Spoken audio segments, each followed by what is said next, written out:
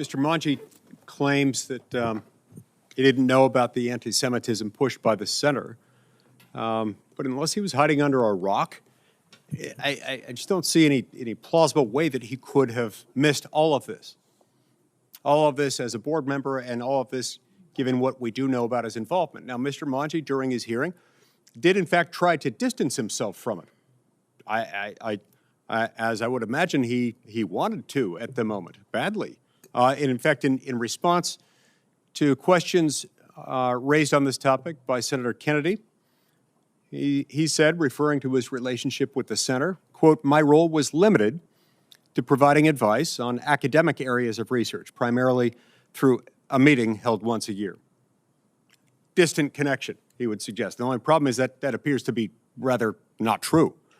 Again, he gave personally $6,500 to the center, and he had his law firm donate an additional $13,000 to the center. And even if he had been involved in giving them advice on academic areas of research as a member of that board, who had raised considerable sums of money for the center, he must have known more about that. It's difficult to imagine that he would allow his name to be lent to the organization as a member of this board had he not been willing to. Now, had he not been more aware of it, had he not been more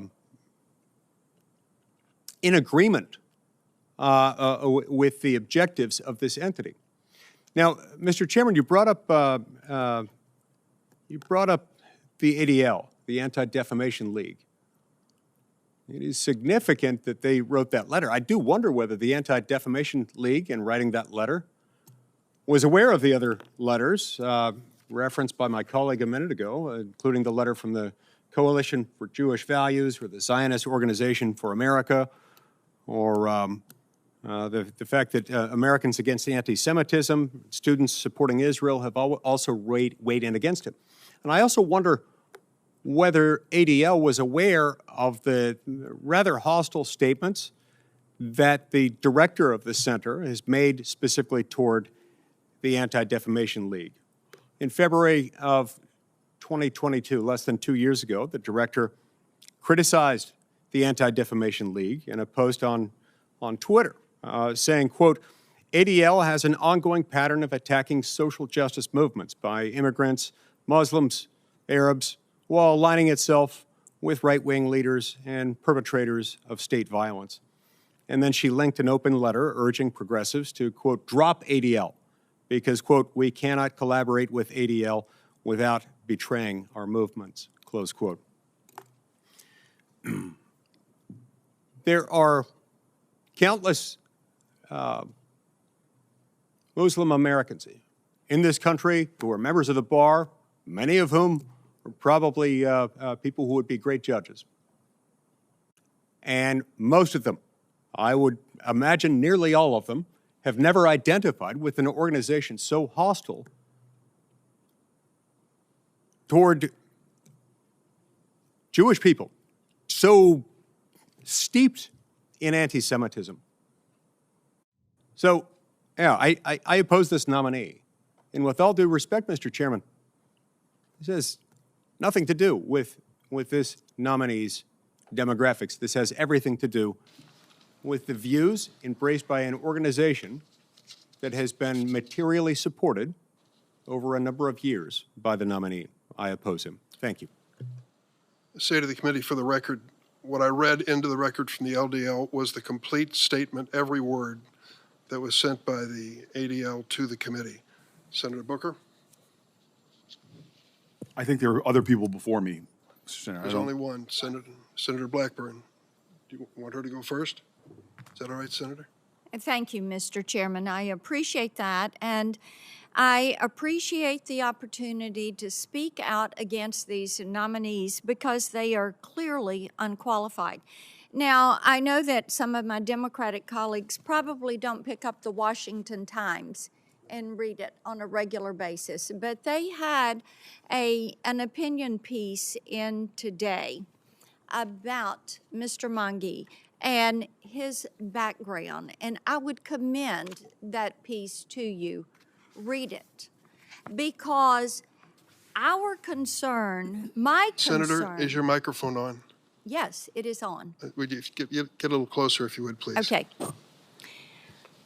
My concern is his participation with the Rutgers Center for Security, Race, and Rights. When you look at the center, when you look at the activity that was there while he was on that board and actively participating with that center, when you look at the positions which my colleagues have discussed at length that this center holds, it gives me great concern what people would think. Someone who is Jewish coming before this judge would think when you look at those positions, just like with the other nominees that I've discussed this morning. Mr. Chairman, it gives me great concern what women would think, what sexual assault survivors would think. This is another of the unqualified nominees, and I will note that the center, as they reference the events of October 7th, responded to it as October 7th and Hamas, the attacks on Israel being a response to colonial violence and oppression. I'm a no vote on this nominee. Senator Booker will be the last to speak before the roll call. Senator? Mr. Chairman, could I go after Senator Booker, I would please, yield briefly? I'll yield to Senator Hirono. Senator Hirono is recognized. Thank you very much. Mr. Chairman, if confirmed, as you noted, Mr. Mangi would be the first Muslim American to serve as a federal circuit court judge. Representation matters.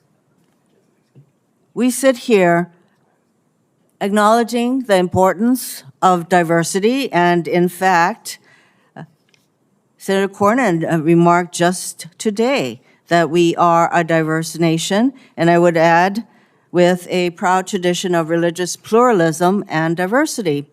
And in my view, this nominee at his hearing was subjected to insulting and discriminatory questions based on his faith. Now, you may not agree with that, but that is my view, and this is a free country. And in my view, and that of many others, this nominee was subjected to insulting and discriminatory questions based on his faith. I myself am the only Buddhist ever elected to the United States Senate, so I do have some experience with the importance of religious diversity. I applaud the over a dozen Jewish organizations that wrote to this committee supporting Mr. Mangi's nomination and denouncing religious discrimination of all kinds. And as I recall his hearing, I really don't know why. I mean, you're entitled to your views. You certainly are entitled to vote against any of these nominees. But as I recall his hearing, and I noted that he has an extensive pro bono practice with over 4,000 hours pro bono work on a range of issues, including religious discrimination. This is a person who knows about religious discrimination, employment discrimination, asylum. What is the fear that somehow he is not going to be able to be fair and objective and apply precedent as appropriate in his decision-making? What is the fear? Is it that he's going to bring the kind of representation and life experience that in fact will enable him to be fair and objective without an ideological axe to grind, which I would say a lot of the Trump nominees, in my view, had? So it's high time for this committee to vote for people like Mr. Mangi, who has eminent qualifications. He has a commitment to providing free legal services in a range of issues for people who otherwise would not have the kind of representation that he could provide. I urge my colleagues to vote aye on this nominee. Mr. Chairman. Senator Cornyn, I'm sorry, I didn't know. Mr. Chairman, I don't